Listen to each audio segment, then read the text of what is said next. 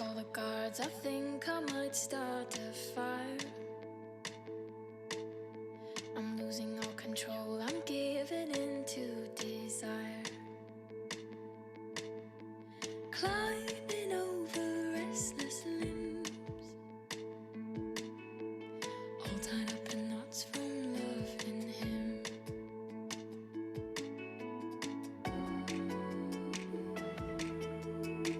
I'm going crazy, been going crazy.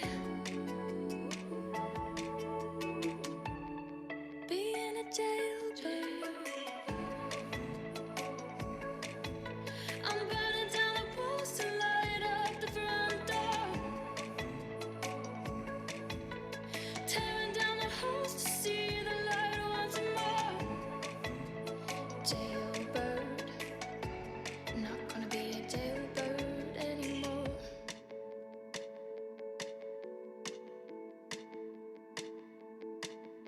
I don't feel any better now that I'm at my old dark cell. Maybe I'll be cold without my protective shell. But all I know is I won't grow, being captive to your. Welcome everyone. Good morning. It is so lovely to see you dropping in. My name is Tisha. For those of you that I haven't met, I lead the Intrapreneurship Award here at the Fair Education Alliance, and I'll be leading the session this morning, supported by our co-CEO Gina and Siwan, the head of the Scaling Award. So a huge welcome to this session on the Intrapreneurship Award and myth-busting entrepreneurship. It is so fab to see some familiar faces that I've already met in a couple of application workshops, as well as in the Impact Festival, as well as seeing some new faces, really representing the breadth and diversity of our membership. So thank you so much for your interest in the award and your commitment to systems innovation, which is needed now more than ever. So before we kick off, I just wanted to share a brief kind of intro and reminder on the Intrapreneurship Award for those who this might be their first engagement with the award. So this is a truly unique award for up to 5 Fair Education Alliance members to support innovation within an organisation. We support this with a £15,000 salary contribution and a 1-year programme of support. The award is open to any of our member organisations, and we are really keen to have a diverse cohort in terms of type of organisation, size of organisation and maturity. And the award is also for any staff member within FEA organisations, from frontline delivery staff to school leaders to community conveners. And we really welcome applicants with insights and lived experience of the issues they wish to address. You can find all the detail about the award, including eligibility criteria and info on the full programme of support in the application information and guidance document that Siwan will kindly pop into the chat. And if you have any personal or extenuating circumstances that you want to chat about, please do reach out to me on my email, and Siwan will also pop that into the chat for you as well. So a quick reminder on where we are at on our application journey before we get stuck into the session today. So far, since the award opened on the 18th of February, we've held workshops to help you understand the award and the intro to the Intro Award. We've then held a workshop on top tips on writing the application form.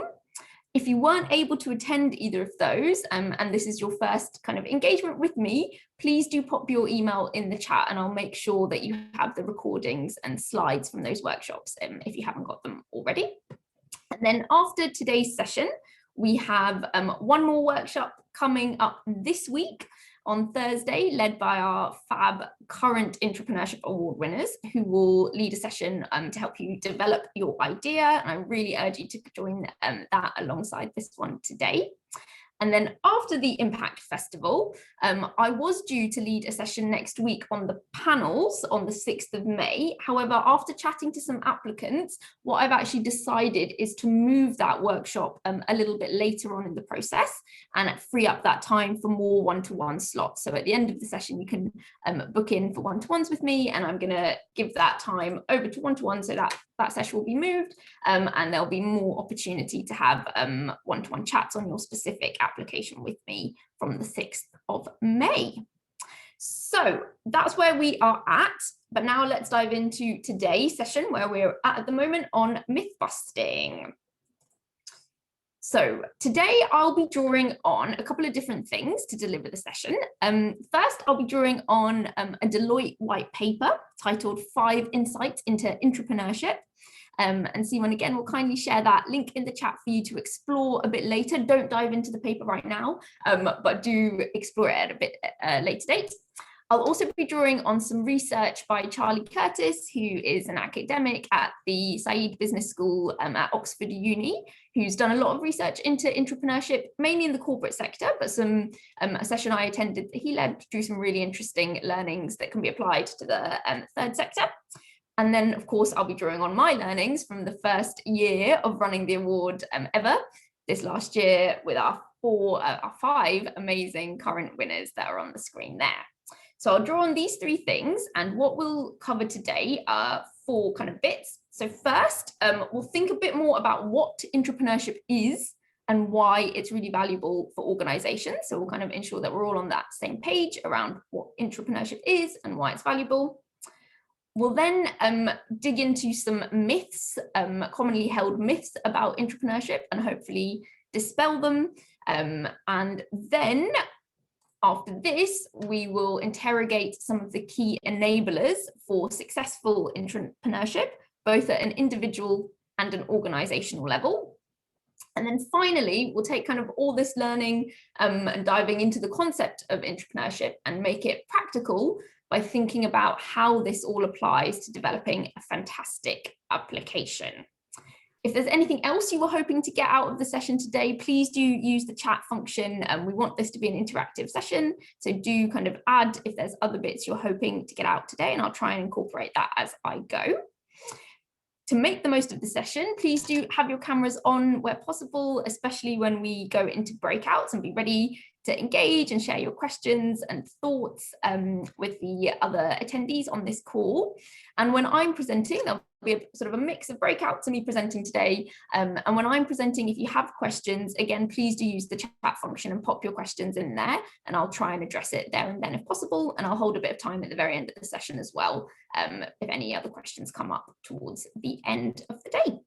So let's move on then to our first item for this session. So intrapreneurship, what is it and why do we do it? Now, intrapreneurship is a tricky word and a tricky concept to break down if you're unfamiliar with, as demonstrated by my little 6-year-old niece's very valiant attempt at guessing. I got her to try and guess what she thought the word intrapreneurship means, and she guessed that it was something about inside a ship that lives in France, because it sounds like a very beautiful word, which I thought was very sweet, but I think shows that it's quite a tricky concept to break down. And we also know that intrapreneurship is really hard. From Charlie Curtis's research at Oxford Said Business School in corporate intrapreneurship, he flagged that we know that it runs a really high risk of not succeeding, with 72% of ventures, internal innovations, actually not achieving their goals. So that begs the question then, why do we do it? If it runs a high risk, it's hard, it's not super familiar, why would organizations do it? What are the benefits? And that's what I'm going to get us really chatting about now, and I'd love to hear your thoughts. So in a minute, we are shortly going to break out into some paired discussions for about 8 minutes to get your thoughts on what intrapreneurship is. And I'd love for you and your partner to think about maybe 2 to 3 characteristics. If you were trying to define intrapreneurship to my little niece Ella, what were the kind of 2 to 3 key things you'd want to highlight about intrapreneurship, what it is? And then secondly, I'd love you to think about why would organizations pursue intrapreneurship? And again, try and identify maybe 3 top reasons that you think are are kind of real motivators for organizations to do that. I'd love if in your pair you can be ready to share when we come back. So I want this to be, yes, an interactive session. So we'll be calling on the floor to take some of your thoughts on those two questions. And then we can see where there's consensus and where there might be some differing opinions. So if that's all clear, I'll ask C1 kindly to break us out for 8 minutes, and look forward to seeing you back to hear your thoughts on those two questions, which will also be in the chat.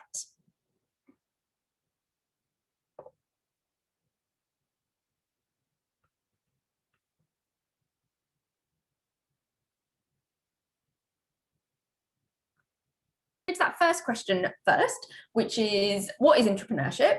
And you were chatting with your pair to try and identify kind of 2 to 3 top things or characteristics about intrapreneurship that you would want to signpost to help kind of unpick that quite difficult word and concept. So I'll open the floor, and I'd be really grateful if we have a brave volunteer to kind of kick off and share what their pair identified as kind of 2 or 3 characteristics.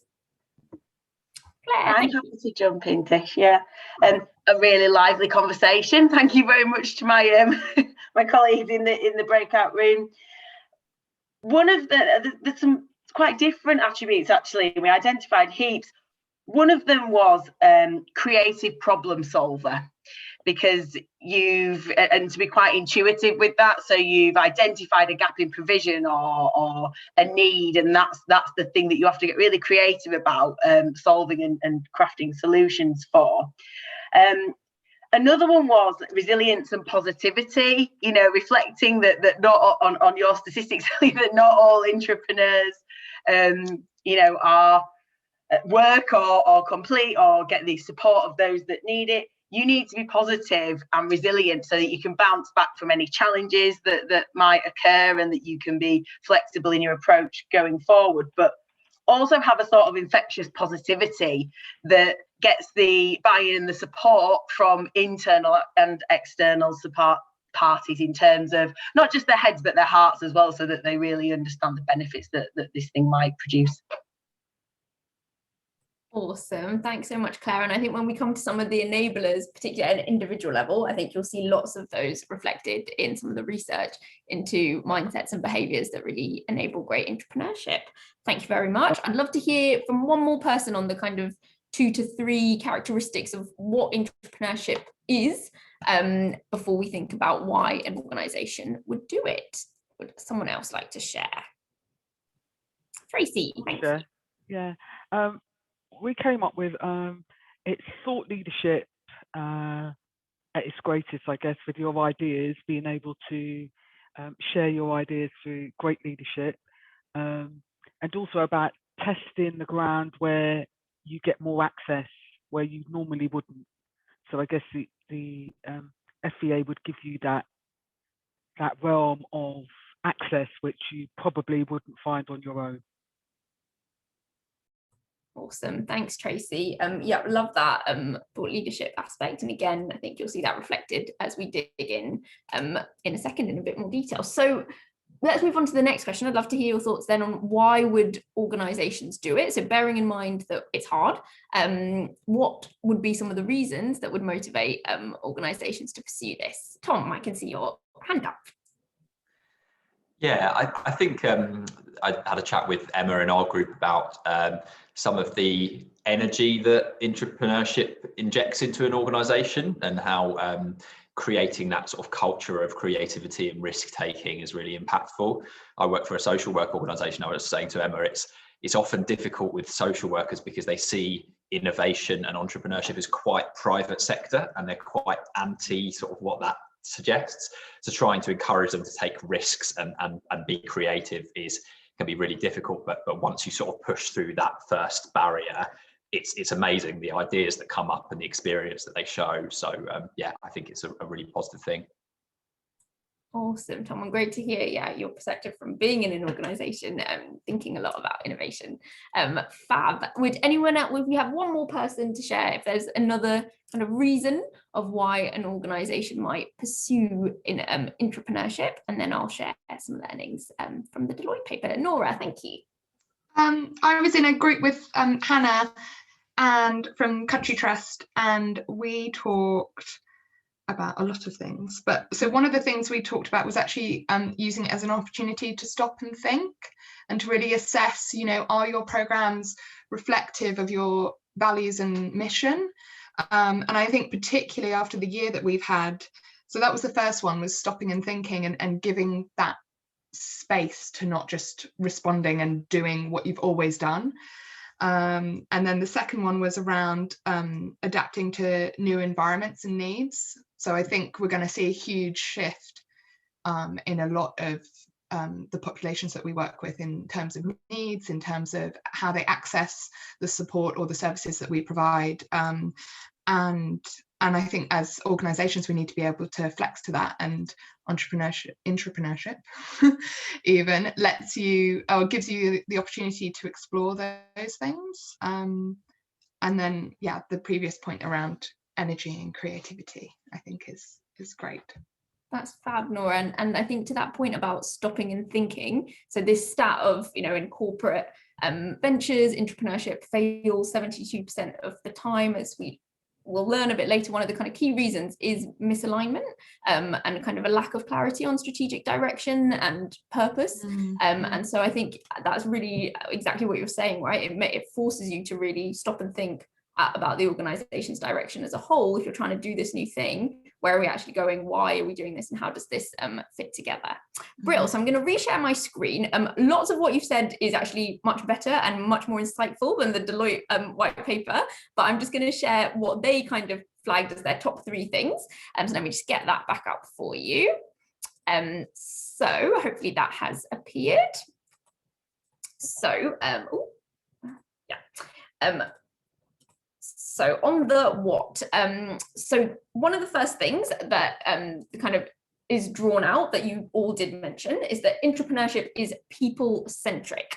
So it very much focuses on drawing on the expertise and knowledge of people within the organization. So I loved, Claire, when you were talking about that kind of creative problem solver person. It's drawing on that person that has the knowledge of the organization, the work that you do, and is really building from the people of the organization. Traditionally, organizations may have looked for an outside perspective on how you can innovate, how can we do things differently, let's get a completely fresh pair of eyes from the outside. But entrepreneurship actually recognizes the value of going to your employees and leveraging their skills, their expertise, and going to them to think about what can we do differently to make a great impact. Secondly, the second thing that's highlighted in the white paper, which is linked to the kind of people-centric piece, is that entrepreneurship is often bottom up. And that, again, I think speaks to, I remember Tracy talked about thought leadership. I think Claire also talked about resilience. So really the relying on the individual or individuals driving it forward, it really relies on the initiative and the proactivity of the person anchoring or the people anchoring that innovation to drive it forward.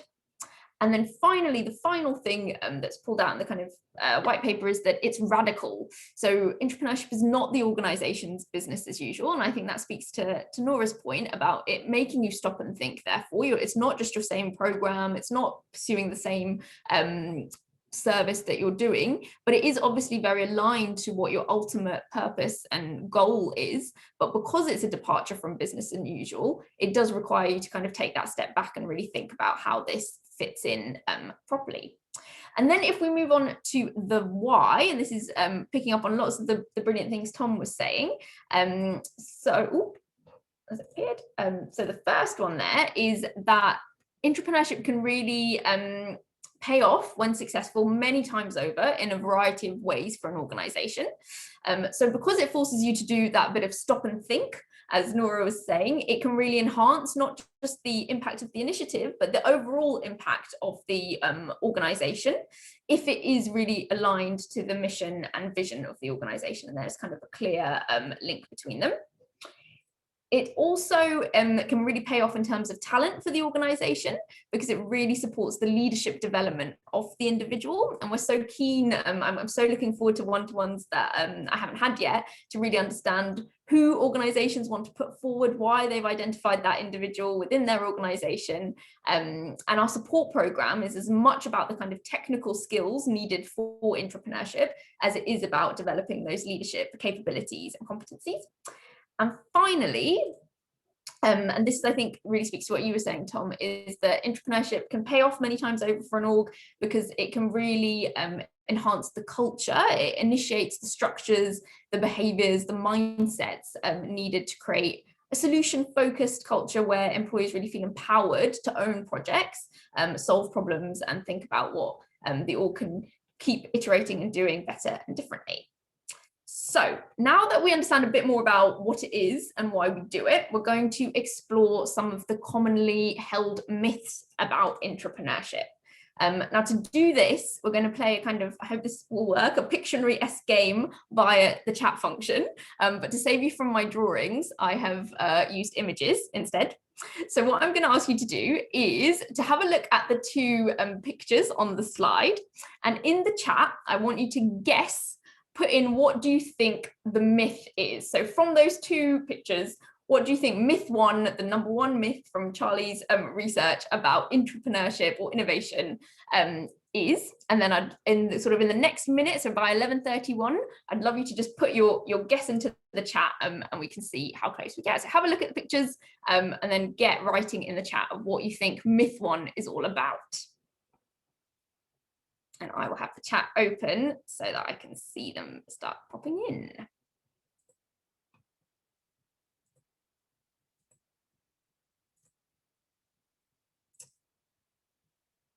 Cool, thanks Emma. I can see it's beautiful and simple, unicorn. Spelling unicorns from Gina. See if anyone has a guess about the megaphone dude. Find, great, cool. Imagination on loudspeaker. Oh, I like that. Oh, that's lovely, Tinka. Cool. Okay, so the entrepreneur is the person that can shout. Cool. So if we go to myth one, so you've kind of hit the nail on the head there. Myth one is that entrepreneurs are magical, kind of ready-made leaders. And often it's that imposter syndrome, right? I've got a great idea, but I'm not the person to lead it. It needs to be someone that is magical. As well as a big myth is that innovators are extroverts. But actually, Charlie's research at Saïd Business School, using the big five personality traits, which I think this actually originated in Hippocrates and has become a kind of big piece of work in psychology, looking at kind of the big personality traits of leadership and kind of innovation and change. And what they found was that actually on extroversion, entrepreneurs, innovators, it was completely neutral. They saw that entrepreneurial people tended to be a bit more open to experience, or open to new ideas. They tended to be a bit more conscientious, so they had kind of a lot to do, so kind of tended to be a bit more. They tended, interestingly, to be a bit less agreeable. They were quite focused on getting things done. I think that might speak more to an individual entrepreneur trying to push something through. Entrepreneurs, I think, got to navigate that internal organization as well. And they tended to be a little bit less neurotic. But the one that was quite surprising from the big study that was done in the meta-analysis of the 23 studies was that actually on extroversion, it was completely neutral. That entrepreneurs aren't the person that shouts the loudest often. So let's now check out myth two. So again, just as we did with the unicorns, have a look at this picture, and I'd love for you again in the next minutes, about by 11:34, to pop into the chat of what do you think this picture is suggesting myth two is.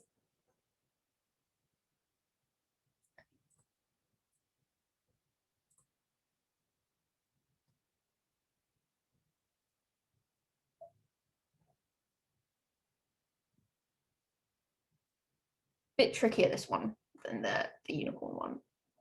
Have a guess. See if we can get at least one guess, and then we'll reveal.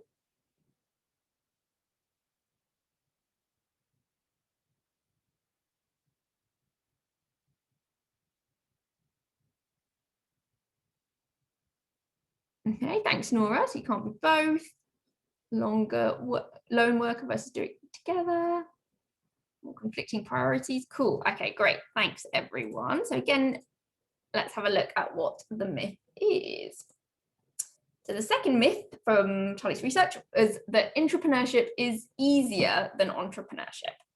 And that picture was, aiming to depict what some of you picked up on, that the entrepreneurs are lone rangers, right, trying to set something up by themselves, whereas in the image there you can see the entrepreneurs got kind of some resources, graphs, etc. around them. They're also talking to another person, so they've got a bit more support. But as I mentioned, Charlie's research has shown that intrapreneurship is not easier than entrepreneurship. It is true that you do have more to draw on as intrapreneurs. You've got resources and an organization around you.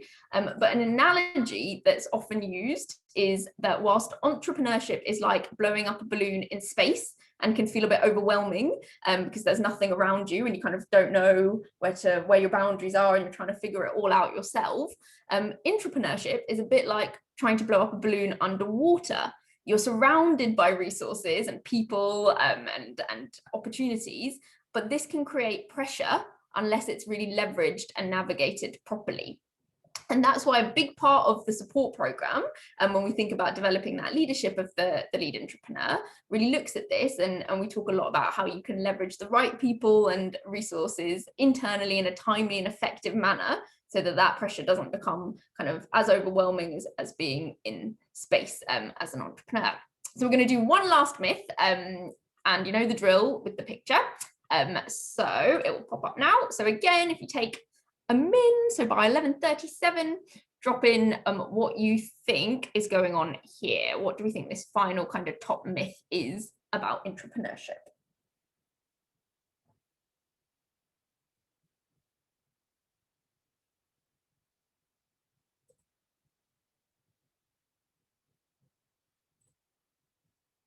Yeah, cool. It's bad to fail. Failure is bad. Yeah, people have got this one's a bit easier. Failure is bad. Cool. Okay, so similarly with this one, the third myth was that failing equals failure. But we know that launching a new program or a new product, a new partnership, a new service is risky, and you aren't going to get it perfect straight away.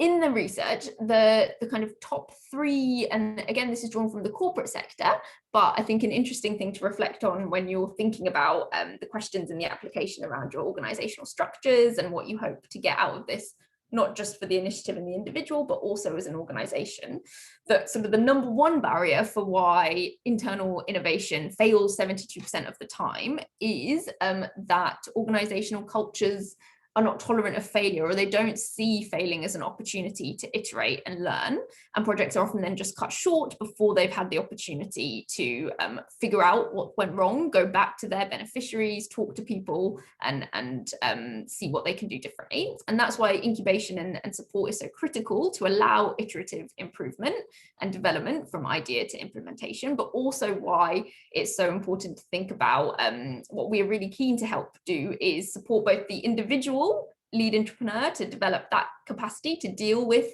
failing and learning and developing iteratively, but also the organization from both a kind of culture but also practices perspective of how can they support that. And I think the key thing there is really how can there be a really open exchange between decision makers in the organization and the person that's trying to drive that forward. At an application level, we ask for a statement of support from the board, so we get that kind of buy-in early, and from the CEO, but we'd be so keen to understand in that question later on in the application form what is working and what might the organization need to do to really support that open exchange, to ensure that failing or getting things a bit wrong doesn't mean failure and things are cut short. Cool. So we're now going to move on to think about our third bit of the session, which is looking in a bit more detail at enablers for successful intrapreneurship. Now, again, from the research from Charlie, there were three sort of key elements identified as three key factors for enabling successful intrapreneurship. At an individual level, these were bucketed under ownership, so ownership being really important for the individual leading the new initiative.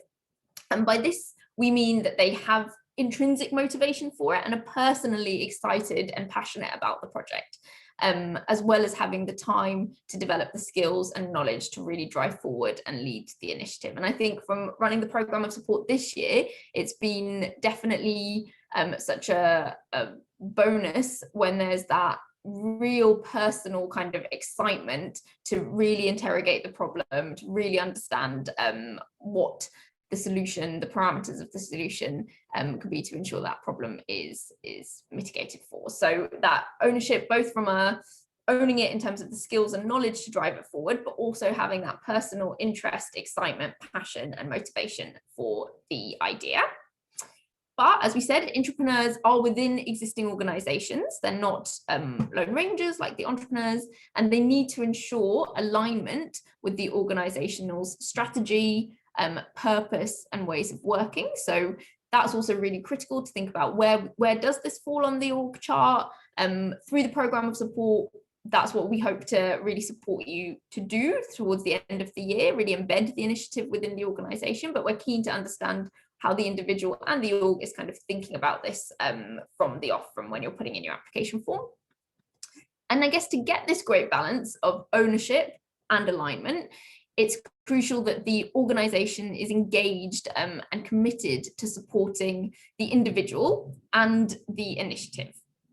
And this can be achieved by ensuring, as I mentioned, that there are kind of open, there are structures for open exchange and communication, that there are opportunities for kind of maybe faster and more iterative decision making to get things passed through a bit quicker. I'll pause there now just to check if there's any questions. As we're a small group, do feel free to come off mute if you have a question before we move on to kind of the final element of today, which is thinking about all this stuff in terms of entrepreneurship. What does this actually mean for when we're trying to write the application form? I'll pause there just to see if there's any questions on the myths or the enablers. I can see Hannah. Hannah, do you want to pop off mute and ask a question? Hi, I'm sorry if this is already, if I've missed this, but one of the key challenges for us is time, and who is going to lead on the entrepreneurship within the organisation, because we're quite small, and you know, as with lots of people, as a trust and grants funded organisation, like a lot of our money is like, right, okay, this bit goes towards this person's job.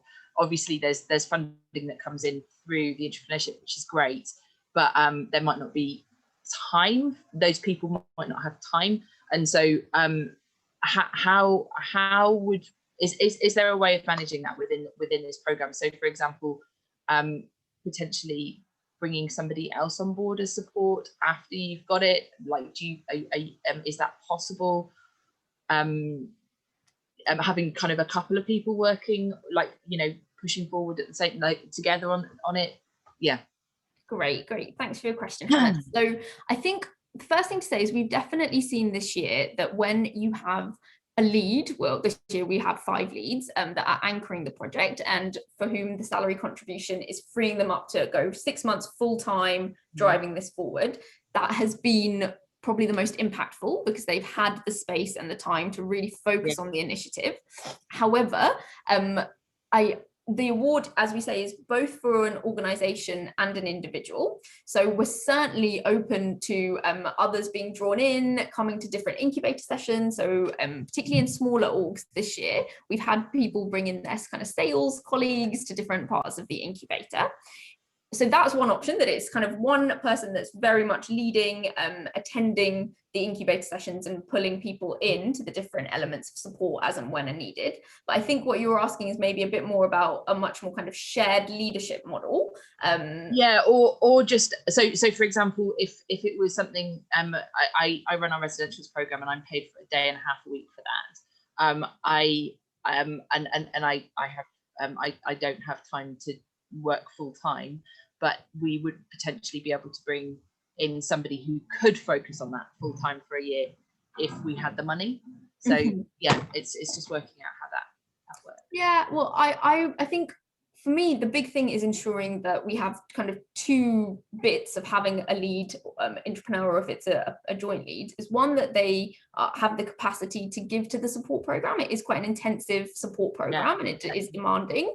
So to get the most out of it, we want you to, have the time to be able to get the most out of it, but also that they're there on all those elements to build the community, because I think that has been the kind of biggest thing that's been highlighted as one of the greatest value adds of the award, is the entrepreneurship and innovation communities. However, I'm really open to understanding your organization set up in a bit more detail, so I'd urge you to book in for a one-to-one with me, and we can like properly chat through and think about how that looks exactly. But in principle, it can be done. I just want to make sure that that kind of commitment to support is there at an individual and organization. Wonderful. Okay, I will do. Thank you. Cool. Thanks, Hannah. Any other questions that anybody would like to raise before we kind of move on to the final bits of the session? I actually can only see me and Hannah, so if you have got your hand up, I might need you to pop off mute. I'm just trying to expand my screen. Nope.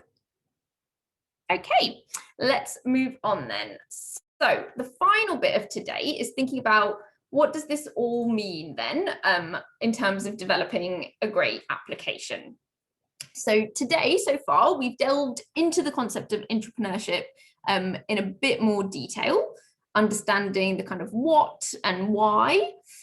We've dispelled the kind of top 3 myths about entrepreneurship, and we've started considering some of the key enablers from an individual and organizational perspective. You're now going to have some time individually and then in small groups to share, to digest what this actually means in terms of putting together a great application.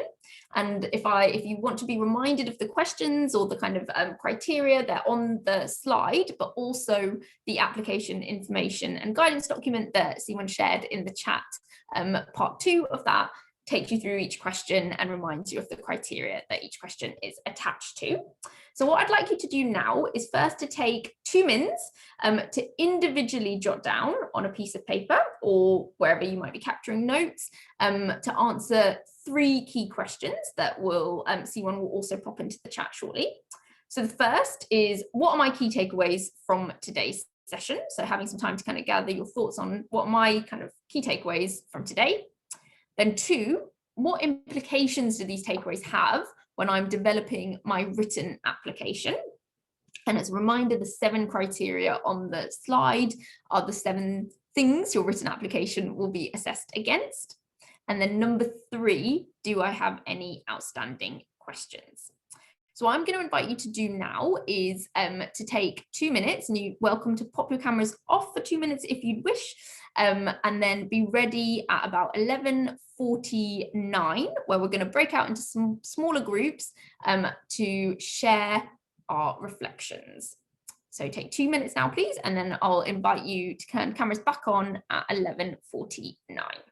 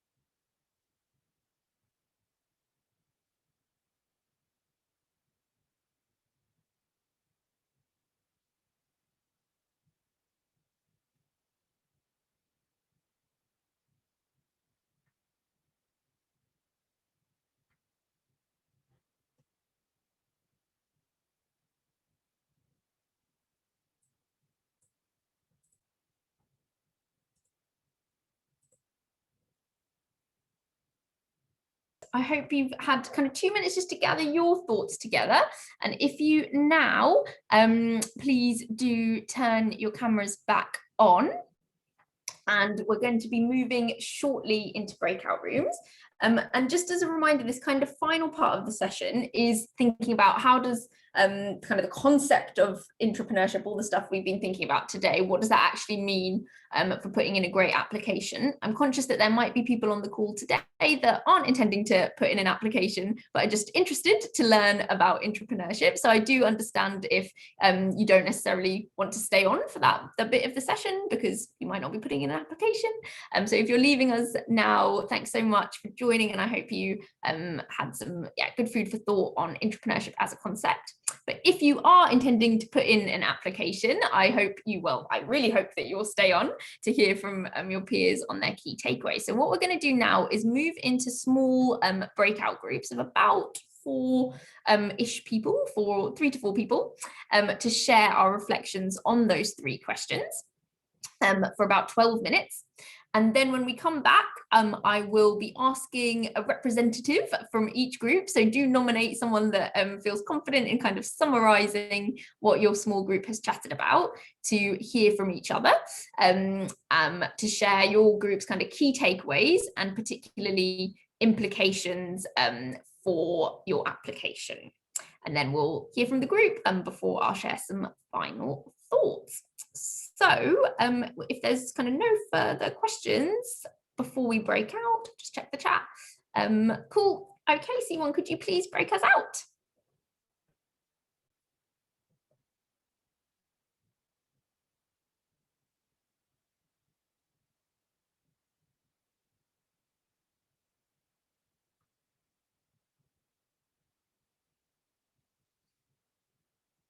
Cool.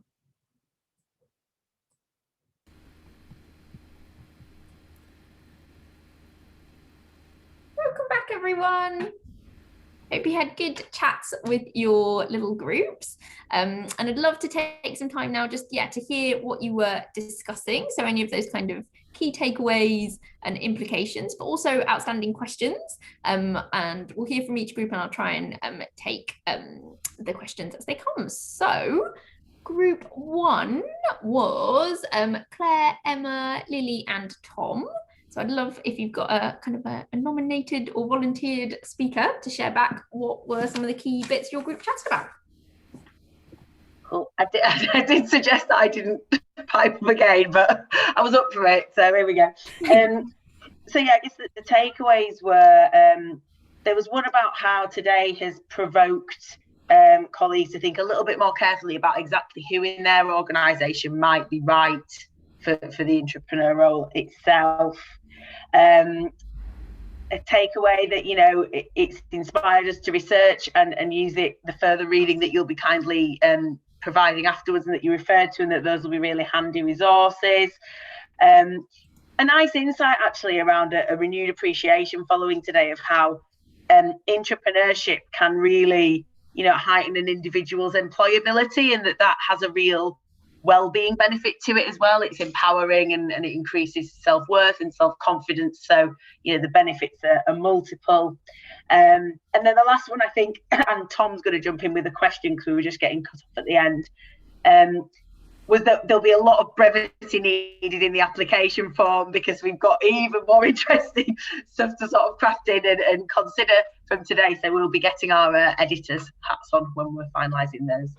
So Tom, what was the question that you had?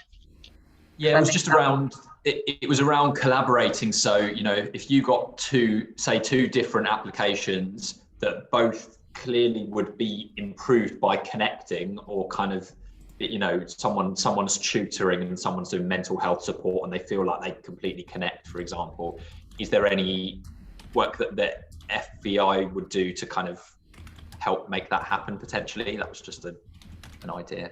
Yeah, that's a great question, Tom. So we are definitely interested and open to partnerships We know that kind of tackling the root causes of educational inequality requires multiple perspectives, actors, etc. So really open to that. I think that's a great insight, that actually, what if you've not been able to identify that partnership before you put in an application, but it's something that we note. So through the selection process, there's quite a lot of buffers in between sort of when you submit the written application, before you're invited for the shortlisting panel, and then before final. And that is intentional, both from a kind of logistics perspective, but also absolutely, I'd be really open to connecting with those applicants individually first to see if that's something that they were interested in, and then linking them up. I think I also benefit from the fact that Intrapreneurship is a smaller pool than our Innovation Award, and you know, it's all about having the greatest impact. So if we see that there's probably opportunity for doing things together, absolutely, if both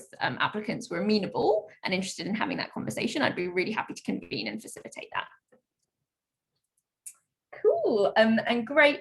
Loved your all your insights from group one. Really particularly wanted to pick up on that point about well-being and self-worth care. That really resonated with me, and I hope that is something that our entrepreneurs develop through the program. I think this year, more than ever before, we've been really conscious as well about how important it is to integrate kind of whole being and well-being throughout the whole of the Intrapreneurship program. And there's been so many brilliant learnings given the real challenges at a kind of personal level lots of people have been experiencing. That's something that I'll definitely want to build on and take into the support program next year.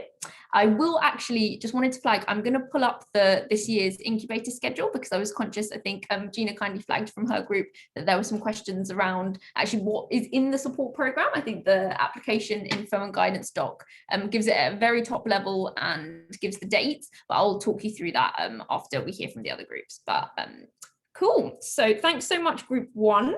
Let's hear then from group two, who included Gina, Atika and Mark. So I'd love to hear if you had kind of similar reflections, different reflections, and of course any questions that you'd love me to pick up on. I'll take this one. We had one similar reflection about just the impact for the actual entrepreneur. So I actually thought, well, it's not really a project management task. This isn't just an idea.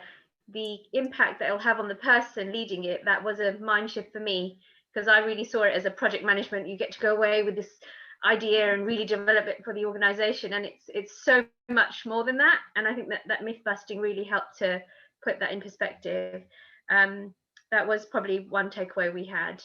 Other than that, I think with the other people in the team, we sort of looked at what it means for how you choose the person who's possibly going to do it, and then organizations and the readiness of the organizations if they're ready for it. A lot of the organizations are either charities, or you've got a lot of freelancers, or just the way the organization works. Will they be able to take on this responsibility to have an entrepreneur and take an idea forward? So it's all those sorts of questions about the takeaways from the session. The implications for the written application, again, just really looking into the person who's going to be leading this. Where are they at right now in their sort of professional capacity, and where can they get to with the support? So that's where the question about the titles for the incubator workshops comes in. So a bit like a university course, what's the course outline, miss? Yeah, just to I guess it's a lot of vision here. This myth busting, it's like, well, okay, we have an idea, but what's the vision at the end of it? So I think Thursday's workshop with the panel will be wonderful to see where they started at and where they got to, and just the range of just initiatives and impact. And I guess that was the other thing I sort of had down, so the leadership development of the entrepreneur alongside the development of an idea that could increase the impact of the organization, and just that space. I think it was Nora who said just having that space to really grow something in a innovative way. Yeah, so that was our thing. And then just the question about the workshop titles and milestones along that sort of journey. Fab. Thank you so much, Atika.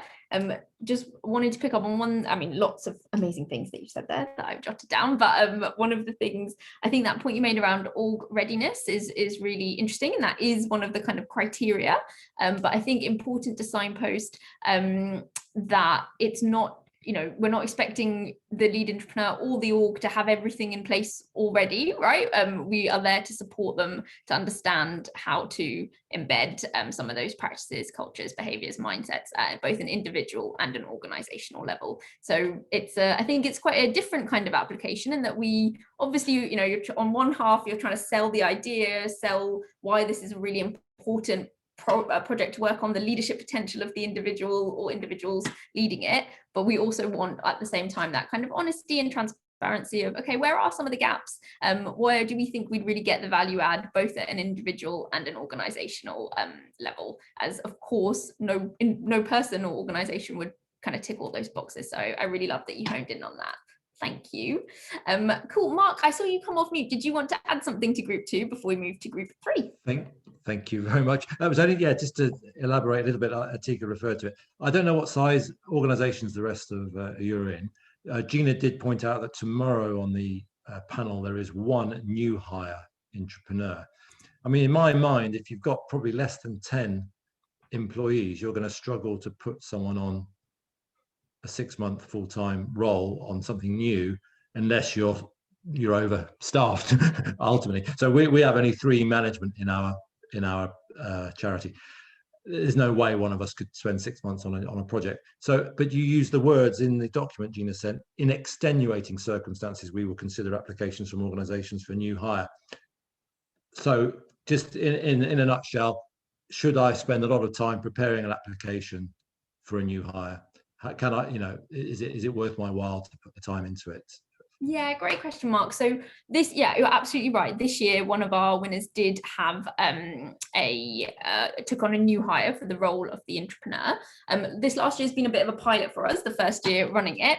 And what I found was that whilst it worked well, and that they got them in literally sort of I think the day before the support started, so they could be part of the community from the off, because that was a bit of a concern I had. I think what has been a challenge is that I think that role has been initially conceived as a bit of a kind of consultancy role, as opposed to a role that really had the intention to be embedded longer term. And that, I think, has been a bit of a struggle in thinking about both then the longevity of the initiative. So what I've changed this year is to say that I am really open to talking about new hires, but I'm really keen to understand, why does the organization feel that actually they do need a new hire? And it could be due to, as you mentioned, the size, makeup, etc. of their team. And then what is the plan for getting that person on board, but also critically for kind of trying to support that role in the long term. And I'd love to kind of share some of my learnings and reflections from this year. So I'd really encourage you to book in for a one-to-one with me if that's something you'd like to talk about. And I've freed up some earlier one-to-ones by changing that panels workshop, so that that can be a bit before the actual deadline of getting the application in. All right, great.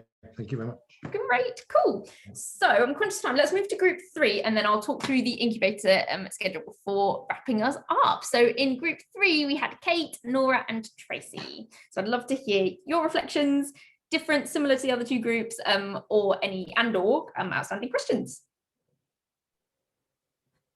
Hi there, Nora. Do you want to butt in at this point, or shall I go for it, Kate? Bless you. I don't know what happened to Tracy. So it was just the 2 of us really in dialogue. I hope that's all right. I don't know whether she was around or not, but we I think we're quite excited by and keen to hear more, Tisha, which we'll in a minute, about the kind of support program elements of it and the more collaborative sort of cultural elements of it, because I think that's something perhaps that was a bit of a sort of new area, new thought for us, was how those entrepreneurs are working together, what that program looks like, and where that can add some real value. We were quite excited by that. I think from the point of view of where I am or where we are with ours, I think we were thinking about impact specifically, and obviously this is Education Alliance, and you're looking very closely at young people. I mean, our bid is looking at supporting teachers. So there's a bit of a translational piece there of the impact we will have on teachers having an impact on the wider group that they're supporting in the classroom and outside the classroom. So that was just a little worry of mine, shall we say, no more than that. But yes, demonstrating impact was something important, and I think it emphasised to us the importance of cultural readiness as well within our organisations, you know, and being at the right place within our cultures. Nora, do jump in. I feel like I'm doing a big monologue. No, that's fine. I think one of the things we also talked about was time, like Mark specified. So we have a role, the intrapreneur that I'm thinking of, you know, has in her remit design, which is the, you know, designing new programs and developing new initiatives, but that's still only part of her role. Like, she is committed at the moment to delivering, and so we do need to think about how we mitigate and support her and free up her time to focus full time on that January to June period. I think that's the sticking point, really.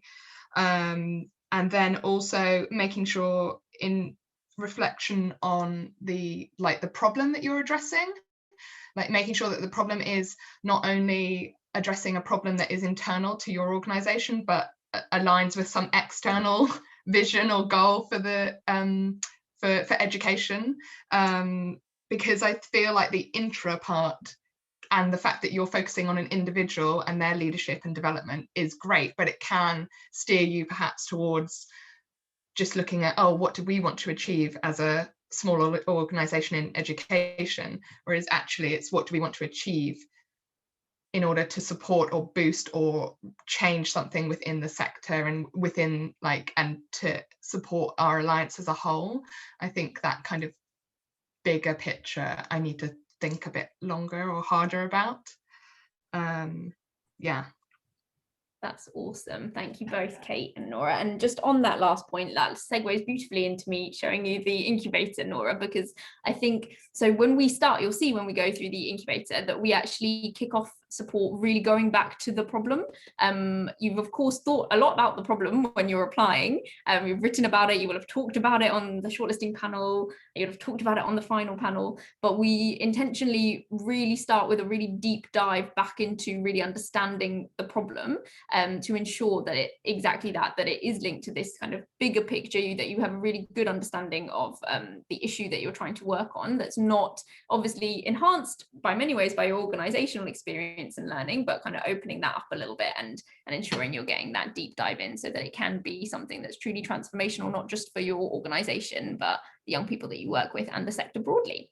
So with that, let me just share my screen again, and I'll take a few minutes to just share with you a bit more about the support program, and then we will wrap up. I hope that has appeared for you. Document now, apologies, it's a bit small because it's in a Word document, but can people see that? No.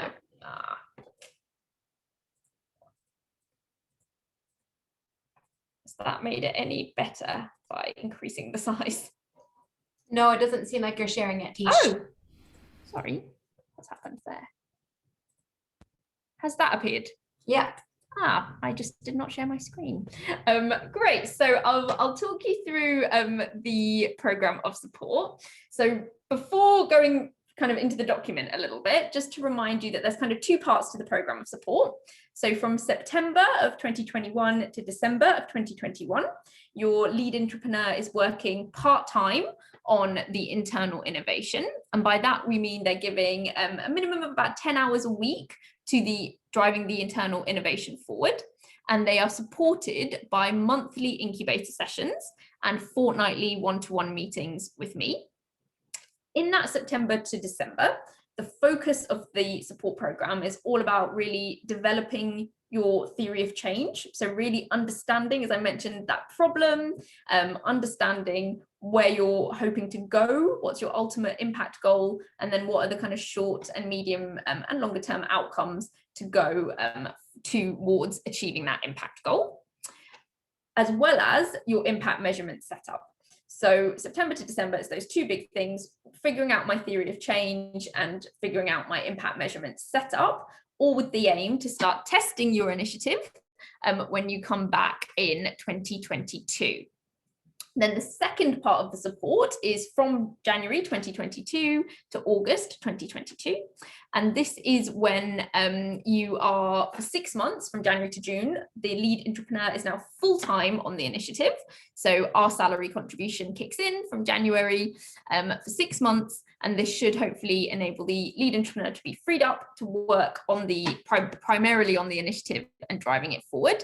But as the kind of demand increases, so does the support. So they'll then be supported by fortnightly incubator sessions, fortnightly one-to-ones with me, and also they'll start working with a mentor at Bloomberg that we've kicked off this year to really help broker in support from the wider Bloomberg network, but also support their leadership. Bloomberg funds the Intrapreneurship Award.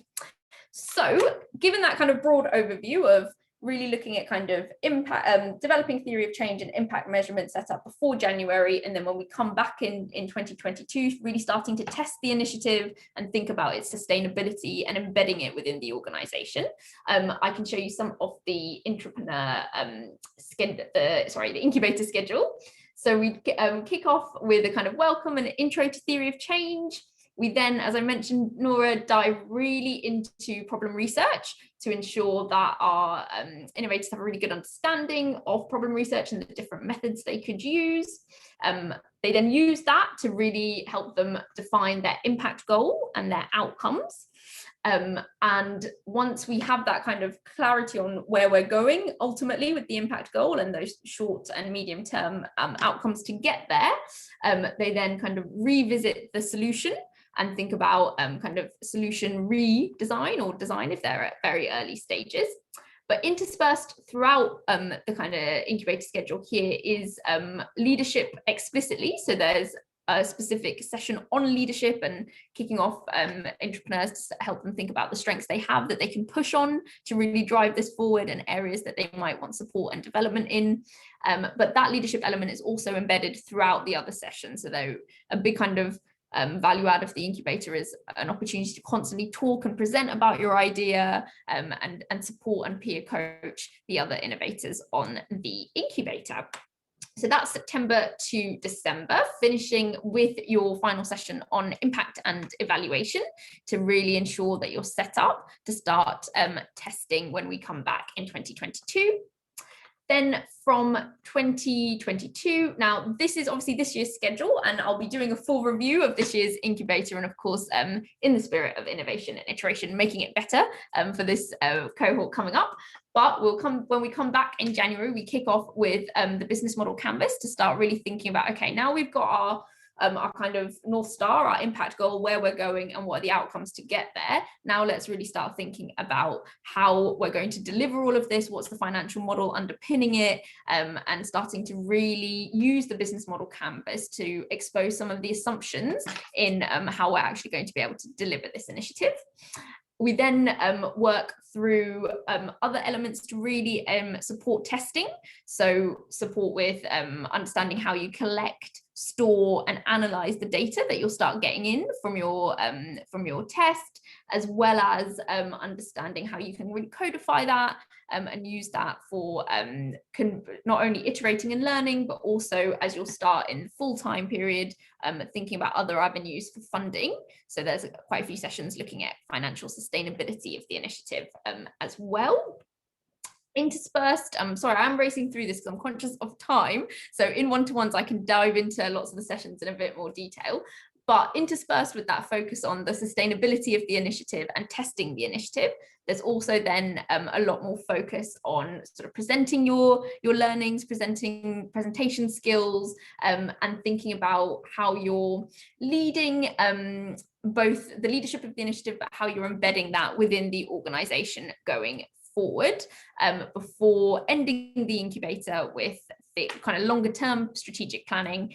We don't just kind of leave you at the end of the incubator. We still have one-to-ones carrying on until August, but of course that community still stays, and we're really interested in thinking about how we can support the 10 Innovation and Intrapreneurship Award winners to work together as a community going forward.